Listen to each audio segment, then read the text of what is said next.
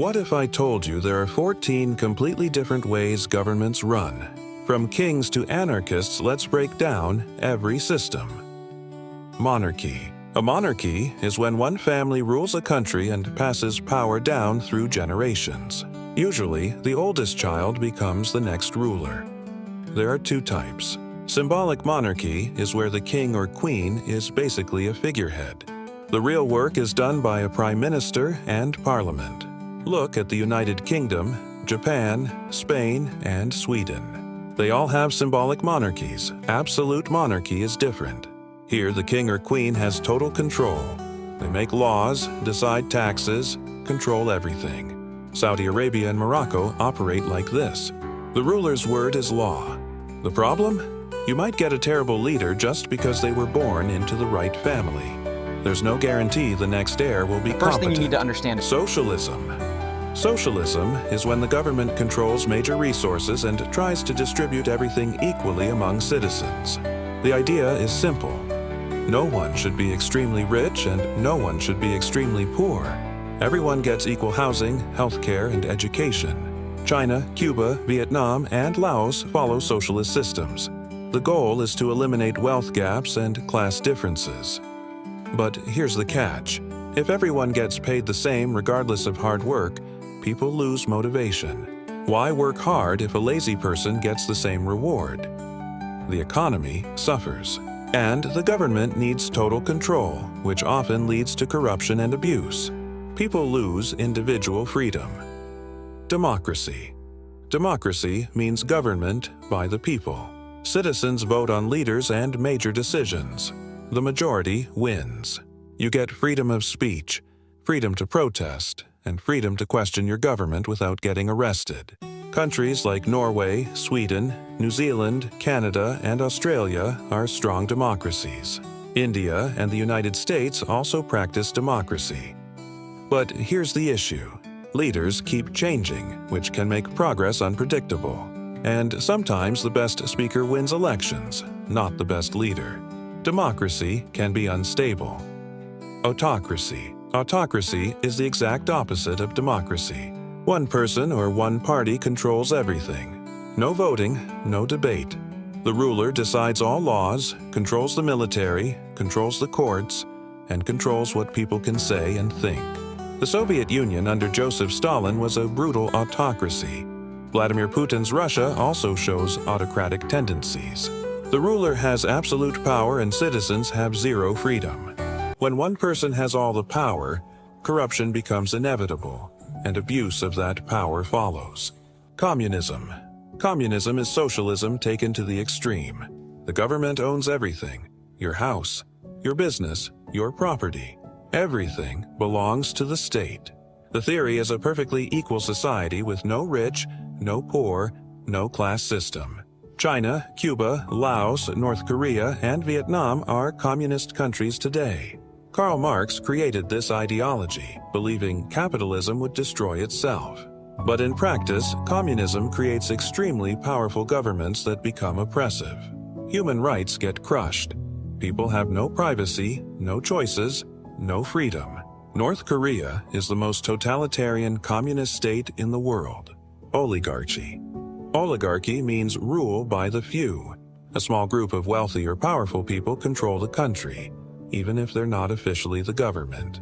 They gain power through money or military strength. These oligarchs make all the decisions. Many argue the United States functions as an oligarchy because billionaires and large corporations influence politicians' decisions more than regular voters do. Russia, under Putin, also shows oligarchic tendencies with wealthy elites controlling power. The result is massive inequality. Only the rich benefit from government decisions. Poor people have no say. Federalism. Federalism splits power between a national government and regional governments like states or provinces. The national government handles defense and national laws. Each state handles local laws, local schools, and local issues. The United States uses federalism. There's a president running the country, but each state has governors making state-level decisions. Canada, Germany, India, and Australia also use federal systems. This works well for large countries. but it creates problems. Some states become wealthy while others stay poor, increasing inequality between regions. Republic. A republic is where people own the government, not the other way around. Leaders are elected representatives chosen by citizens to make decisions on their behalf. The head of state is elected, not born into power. In a republic, the people have the ultimate authority.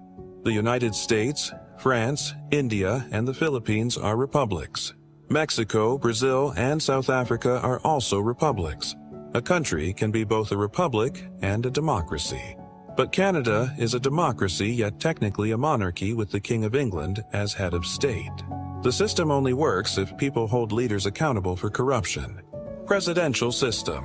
In a presidential system, the president runs the executive branch and carries out laws. Congress or Parliament makes the laws. Courts interpret the laws. There's clear separation of power. The president can't make laws alone. Congress has to approve them.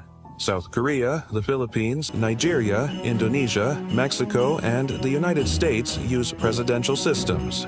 The good part, power isn't concentrated in one person. The bad part, a power-hungry president can abuse their position and it takes time to remove them. Parliamentary system. In a parliamentary system, the Prime Minister comes from Parliament and answers to Parliament. The party with the most seats picks the Prime Minister. If Parliament loses confidence in the PM, they vote them out. The United Kingdom, Canada, Japan, India, Germany, and Australia use parliamentary systems. This prevents tyrants because the PM must keep Parliament happy or gets fired immediately. But it's unstable. Parties constantly fight, the PM keeps changing, and progress gets messy and slow. Totalitarianism. Totalitarianism means the government controls everything. Politics, economy, media, schools, what you wear, what you think, what you believe. The government isn't just making laws, it's controlling your entire life. Nazi Germany under Adolf Hitler and Italy under Benito Mussolini were totalitarian. North Korea today is totalitarian. The government controls what people eat, wear, read, and even how they think. Citizens worship the leader like a god. There's no freedom whatsoever. Venezuela under Hugo Chavez also showed totalitarian tendencies with extreme government control. Anarchism. Anarchism means no government at all. There's no president, no parliament, no state. People govern themselves through voluntary cooperation and mutual aid. The misconception is that anarchism equals chaos and violence. Actually, real anarchism is about people cooperating peacefully without a government forcing them. The reality is anarchism doesn't work at scale because humans are selfish. Without someone enforcing rules, people do what benefits them, not the community. Somalia had no government before 2006. What happened? Warlords, violence, and complete chaos. That's why true anarchism rarely exists today. Constitutional government. A constitutional government operates under a constitution. That's a written set of rules defining what the government can and can't do. The Constitution is the ultimate law. Even the president must follow it. Courts can strike down laws that break the Constitution. The United States, United Kingdom, India, and Germany all have constitutions. The advantage is citizens' rights are protected by law. Leaders can't just do whatever they want. The disadvantage is changing the Constitution takes forever. If you need a new law but it violates the Constitution, you must amend the Constitution first, which is extremely difficult. Outro. There you have it. 14 different government systems. Each has pros and cons. Most modern countries mix multiple systems together. The USA is a federal presidential constitutional republic. The UK is a constitutional monarchy with parliament. Which system is best? That depends on the people, culture, and history. Thanks for watching. Like, subscribe, and we'll see you next time.